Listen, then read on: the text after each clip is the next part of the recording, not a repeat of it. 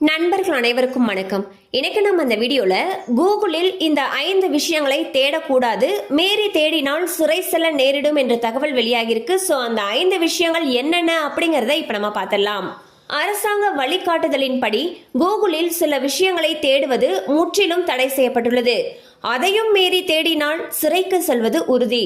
அத்தகைய 5 விஷயங்கள் என்னென்ன என்பதை பற்றி தற்பொழுது பார்க்கலாம். முதலாவதாக போதைப் பொருள் தயாரிப்பு. போதைப் பொருள் தயாரிப்பு அல்லது வேறு ஏதேனும் குற்ற செயல்கள் போன்ற சட்டவிரோத நடவடிக்கைகள் பற்றிய தகவல்களை கூகுளில் தேடுவது தண்டனைக்குரிய குற்றமாகும். அடுத்ததாக ஆபாச படங்கள். கூகுளில் ஆபாச படங்கள், குழந்தைகள் தொடர்பான ஆபாச படங்கள் போன்றவற்றை தேடக்கூடாது. குழந்தைகள் ஆபாச படத்தை பார்ப்பது, தயாரிப்பது மற்றும் வைத்திருப்பது கூட போக்சோ சட்டத்தின் கீழ் தடை செய்யப்பட்டுள்ளது. மீறினால் 5 முதல் 7 ஆண்டுகள் வரை சிறை தண்டனை கிடைக்கும். அடுத்ததாக வெடிகுண்டு தயாரிக்கும் முறை. வெடிகுண்டு தயாரிக்கும் முறை பற்றி தேடினாலும் டேஞ்சர் தான். பாதுகாப்பு நிறுவனங்கள் இன்டர்நெட் பயன்பாட்டில் இது போன்ற தேடல்களை கண்காணித்து வரும். அவர்களிடம் சிக்கினால் பின் விளைவுகள் மோசமாக இருக்கும். எனவே தவறையும் வெடிகுண்டு தொழில்நுட்பம் பற்றி தேட வேண்டாம். அடுத்ததாக கருக்கலைப்பு.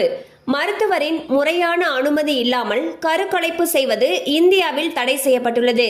எனவே கருக்கலைப்பு செய்வது எப்படி என்று தேடுவதும் சட்டவிரோதமானது. எனவே இந்த விஷயத்தில் உஷாராக இருக்க வேண்டும். அடுத்ததாக பாதிக்கப்பட்டவருடைய பெயர் மற்றும் புகைப்படம்.